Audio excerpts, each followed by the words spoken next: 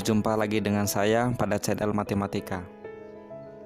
Marilah like, subscribe channel ini, kemudian klik lonceng untuk mendapatkan update channel berikutnya.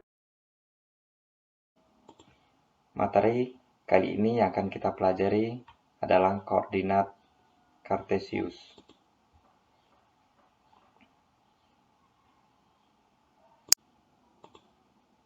Pada koordinat Kartesius kali ini, saya akan membahas ada 7 poin pembahasan. Pembahasan pertama adalah posisi objek pada bidang. Pembahasan kedua adalah sistem koordinat Kartesius. Pembahasan poin ketiga adalah posisi garis terhadap sumbu koordinat. Pembahasan poin keempat adalah titik tengah dan titik berat. Pembahasan pada poin kelima adalah hubungan koordinat dengan pola baris bilangan. Poin keenam, pembahasan tentang sistem koordinat polar kutub. Dan pembahasan poin ketujuh adalah koordinat geografis lintang busur. Posisi objek pada bidang.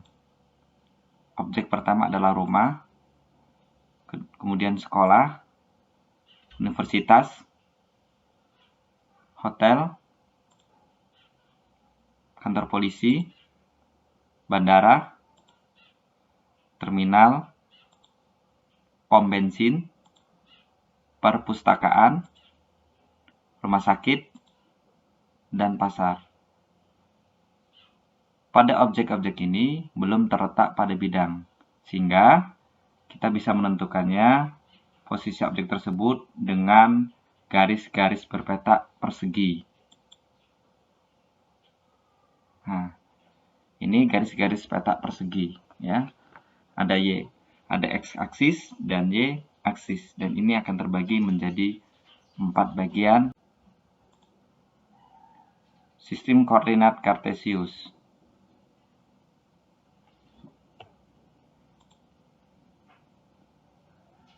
Sistem koordinat Kartesius terbagi menjadi 4 bagian atau 4 kuadran. Kuadran pertama yaitu titik koordinatnya, nilai Y-aksisnya bernilai positif dan nilai Y-aksisnya bernilai positif. Pada kuadran kedua, koordinat titiknya X-aksisnya bernilai negatif dan Y-aksisnya bernilai positif. Pada kuadran ketiga, koordinat titiknya Y X-aksisnya bernilai negatif dan Y-aksisnya bernilai negatif. Pada kuadran keempat, koordinat titiknya X-aksisnya bernilai positif dan Y-aksisnya bernilai negatif.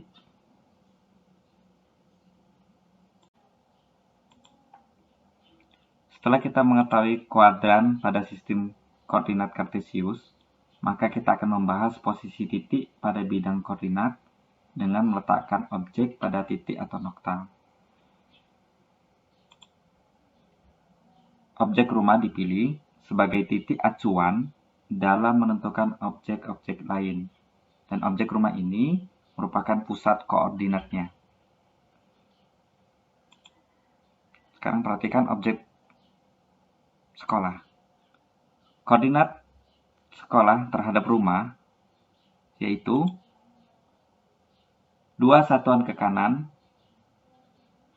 dan 1 satuan ke atas, sehingga titik koordinat sekolah terhadap rumah yaitu 2,1.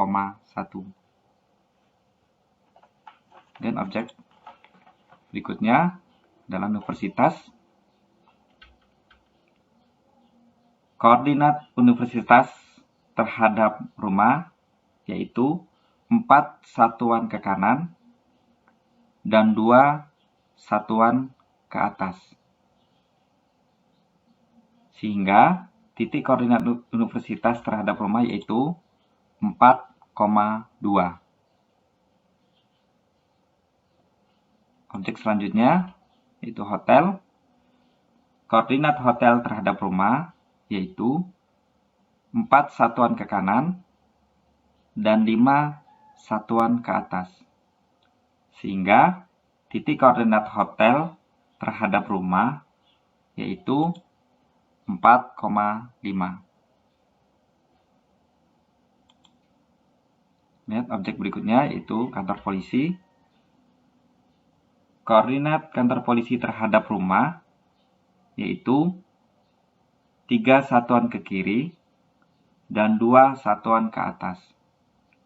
Sehingga titik koordinat kantor polisi terhadap rumah yaitu min 3,2. Bandara.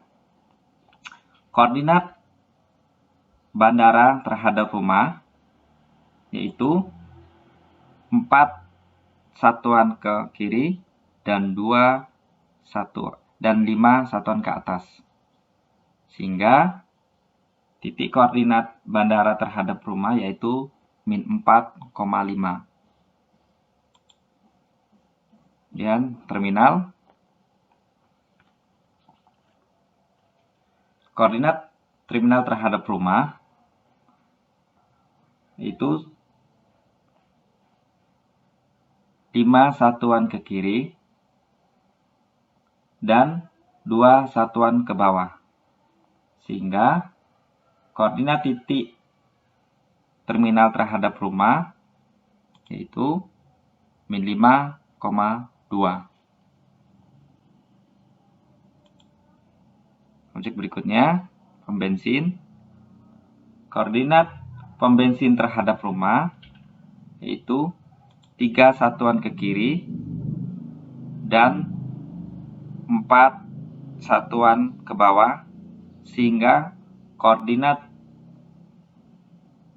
pom bensin terhadap rumah yaitu min 3,4. Perpustakaan. Koordinat perpustakaan terhadap rumah yaitu 2 satuan ke kanan dan 3 satuan ke bawah. Sehingga koordinat titik perpustakaan terhadap rumah yaitu 2,-3. Objek berikutnya adalah rumah sakit.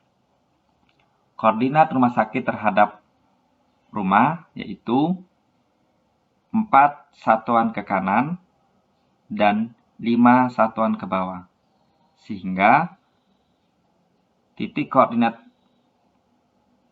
rumah sakit terhadap rumah yaitu 4,5. Kita masuk pada poin ketiga, yaitu posisi garis terhadap sumbu koordinat.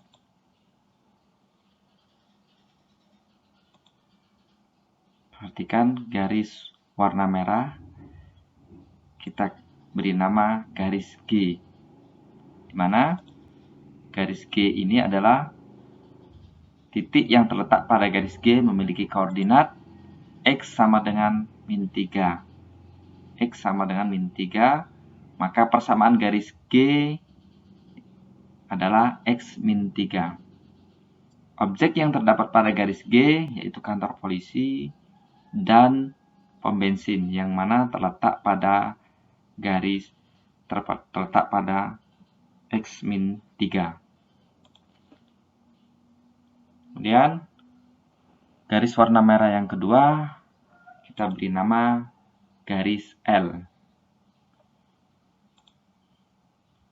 Titik yang terletak pada garis L memiliki koordinat X sama dengan 2. Karena garis L terletak pada X2, maka persamaan garis L adalah X2. Dan objek yang terletak pada garis L yaitu sekolah dan perpustakaan. Kemudian garis hijau. Yang pertama kita beri nama garis H. Titik yang terletak pada garis H memiliki koordinat Y sama dengan 2. Maka persamaan garis H adalah Y sama dengan 2. Dan objek yang terletak pada garis H adalah kantor polisi dan universitas, di mana kantor polisi dan universitas ini terletak pada Y sama dengan 2, dan universitas ini juga Y sama dengan 2. Garis hijau yang kedua kita beri nama garis K. Titik yang terletak pada garis K memiliki koordinat Y sama dengan min 4. Y sama dengan min 4. Maka persamaan garis Y sama dengan min 4. Objek yang terletak pada garis K yaitu pom bensin, di mana pom bensin ini terletak pada Y min 4. Sekarang kita akan membahas tentang kesejajaran dua garis. Dua buah garis dikatakan sejajar. Dua buah garis dikatakan sejajar jika kedua garis tersebut memiliki jarak yang selalu sama atau tetap, di mana garis G dan garis L memiliki jarak yang sama, yaitu 5 satuan.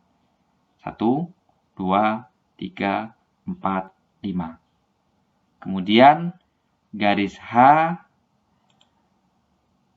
maka kita bisa simpulkan garis G sejajar dengan garis L. Dan garis G dan garis L tegak lurus terhadap X. Tegak lurus terhadap X, ya. Dan garis H sejajar dengan garis K. Garis H sejajar dengan garis K. Kenapa? Karena garis H dan garis K itu jaraknya sama, yaitu 1, 2, 3, 4, 5, 6. Ada 6 satuan. Dan garis H dan garis K tegak lurus terhadap sumbu Y.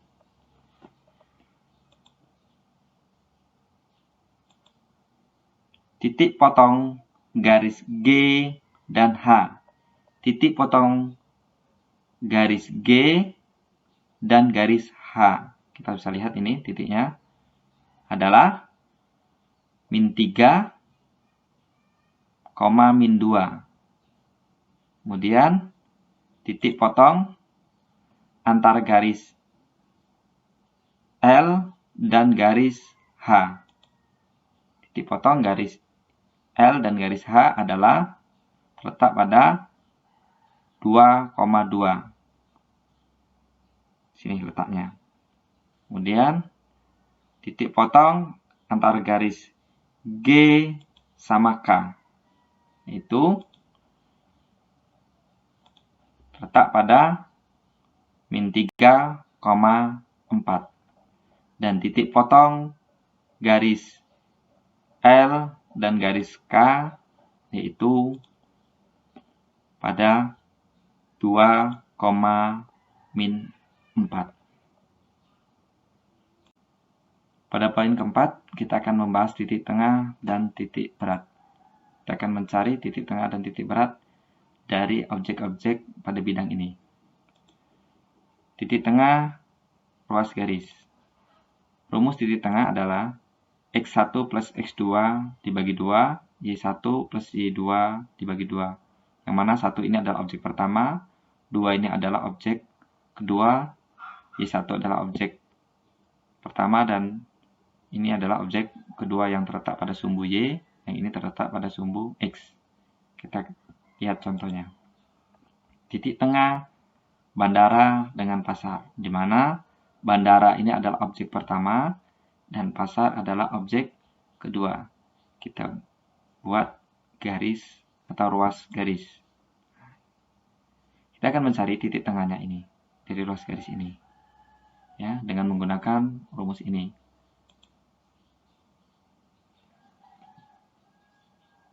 Pada X1 yaitu bandara terletak pada min 4. Kemudian X2 yaitu pasar terletak pada 5. Sehingga min 4 plus 5 sama dengan 1 dibagi 2. Kemudian Y1-nya yaitu bandara terletak pada 5. Kemudian Y2-nya yaitu pasar terletak pada min 2. Sehingga 5 plus min 2 sama dengan 3 per 2.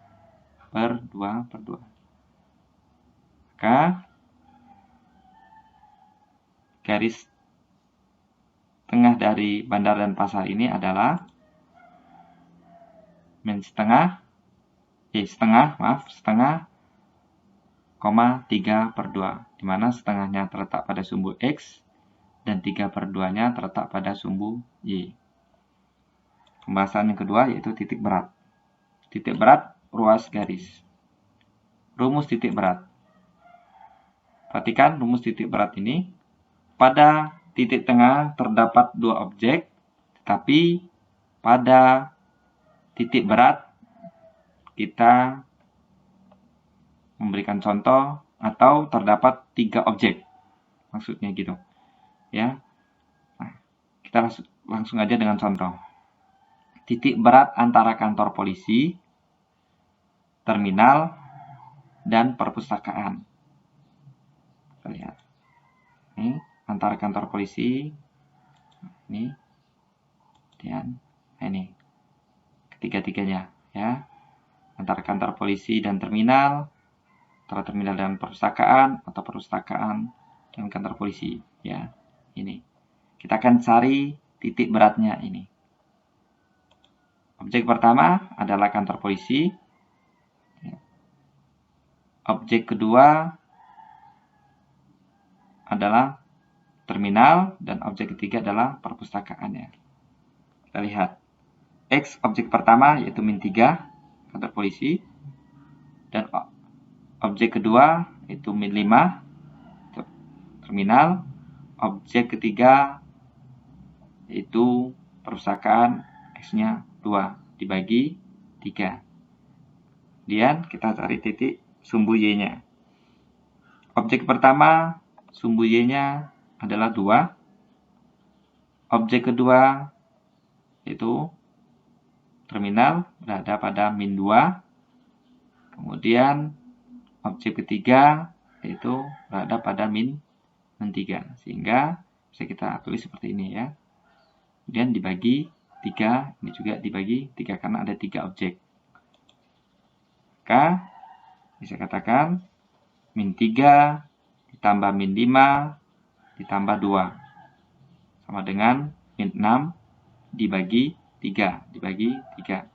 Kemudian sumbu Y-nya adalah 2 ditambah min 2 ditambah min 3 sama dengan min 3 dibagi 3.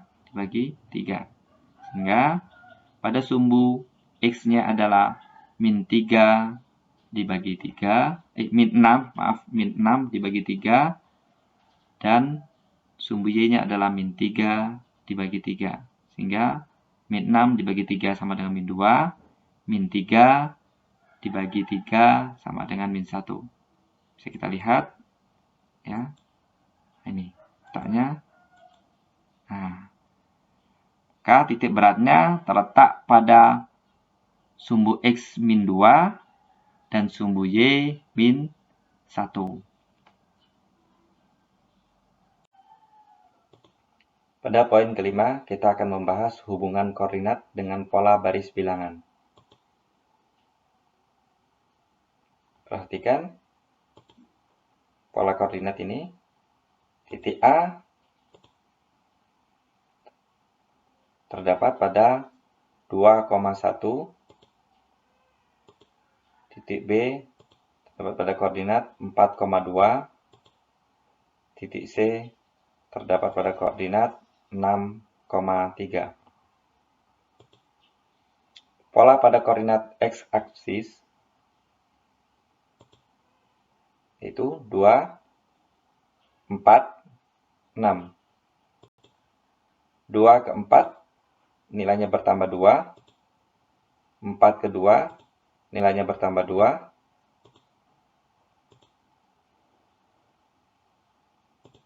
6 ke 8, nilainya juga bertambah 2. Kita perhatikan untuk suku pertama. Suku pertama nilainya 2. 2 adalah sama dengan 2 kali 1. Kita lihat ini, ya. 1, maka sini 1. Kemudian suku kedua nilainya 4. 4 sama dengan 2 kali 2.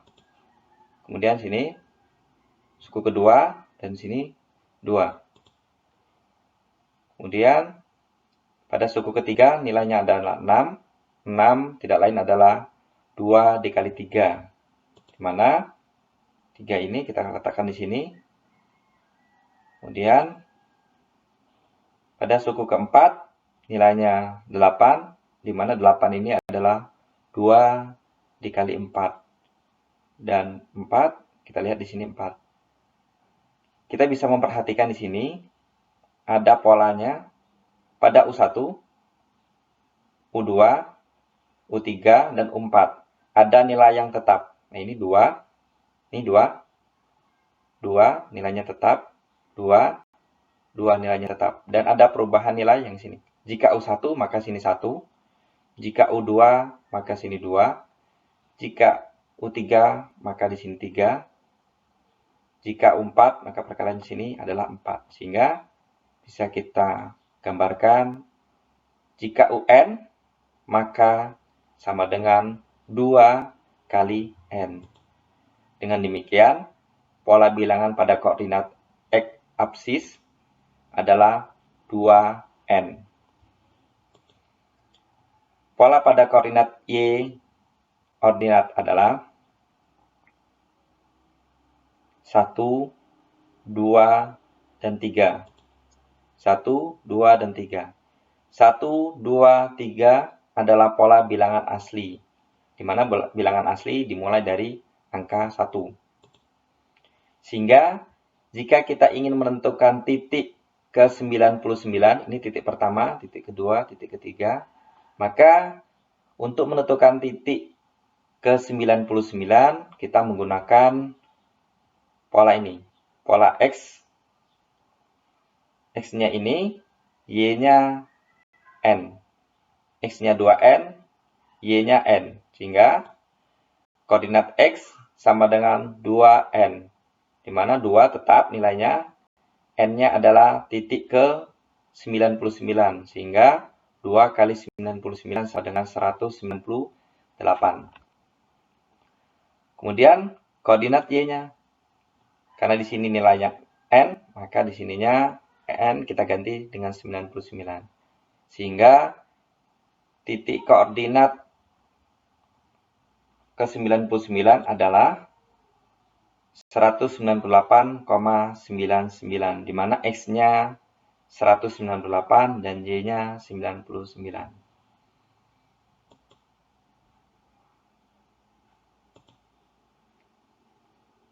Kita masuk poin ke-6. Sistem koordinat polar atau kutub. Perhatikan. Ada sebuah garis O dan P.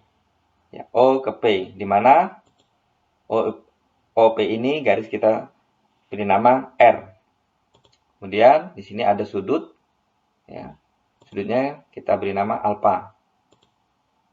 Dan garis ini, garis X, ya, 0 ke P1, kita sebut dengan garis X. Dan P1 ke P, kita kasih nama garis Y. Kemudian ini adalah garis siku-siku. Nah, jarak antara O ke P, R min A atau sama dengan X, Y. Jadi letak pada P ini adalah X, Y. X-nya berapa, Y-nya berapa.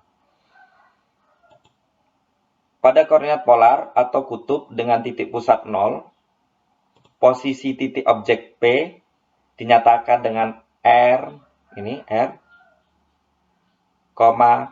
alfa. di mana R adalah jarak. Ini jarak dari titik O ke P, dari titik O ke titik P. OP dan alfa, OP dan alfa adalah sudut antara OP, sudut antara OP dengan sumbu OX positif. OX positif ini, ya.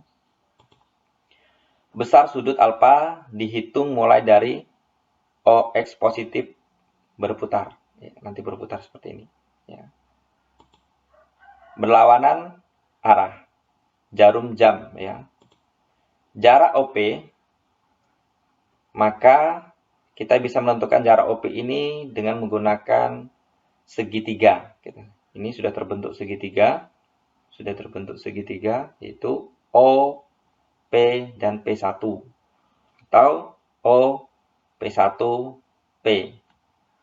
Siku-sikunya di titik P1. Di sini siku-siku. Maka R kuadrat sama dengan X kuadrat ditambah Y kuadrat. Menggunakan rumus Pythagoras.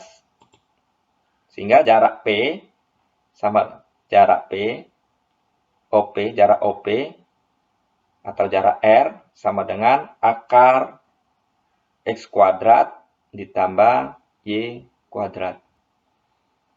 Nah, kita akan lihat contoh untuk koordinat polar ini.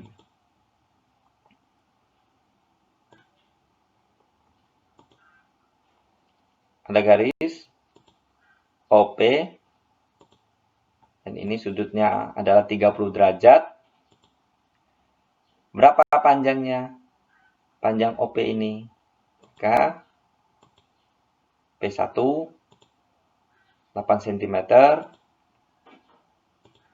P2 diketahui OP1 8 cm, dan P1 ke P adalah 8 akar 3 cm. Nah, bisa kita tentukan jarak OP. Jarak OP-nya, ya. Jarak OP. Dengan menggunakan rumus ini sama dengan akar X-nya kita ganti 8 cm, kemudian Y-nya kita ganti dengan 8 akar 3, sehingga 8 kuadrat ditambah 8 akar 3 dikuadratkan. 8 kuadrat tidak lain adalah 64. 8 kuadrat adalah 64. Akar 3 kali akar 3 sama dengan 3. Kemudian ini 64 akar 64. 64 dikali 3 sama dengan 192. Sehingga 64 akar dari 64 ditambah 192 adalah 256. Maka akar dari 256 adalah 16 cm. Jadi jarak dari O atau titik 0 ke titik P adalah sepanjang 16 cm.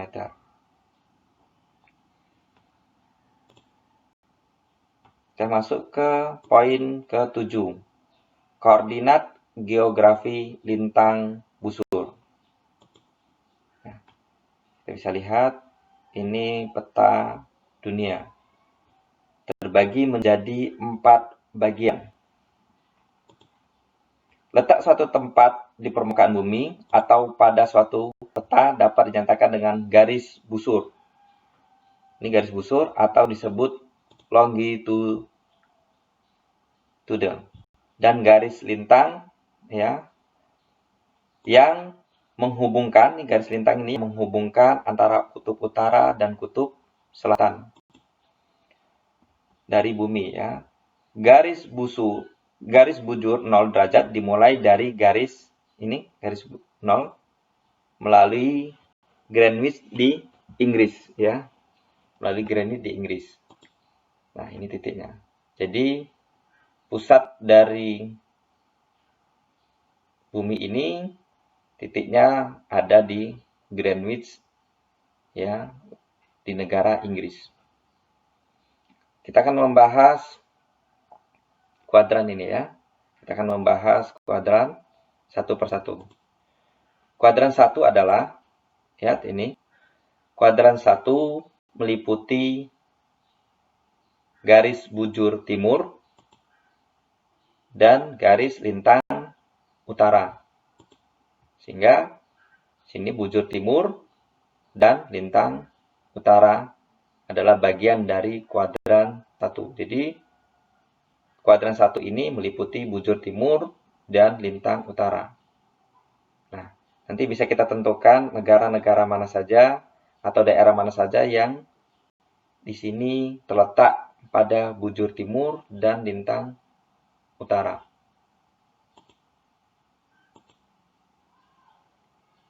Kemudian pada kuadran kedua pada kuadran 2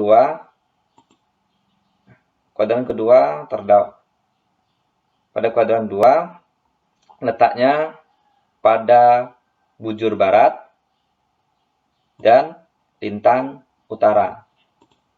Bujur barat dan lintang utara.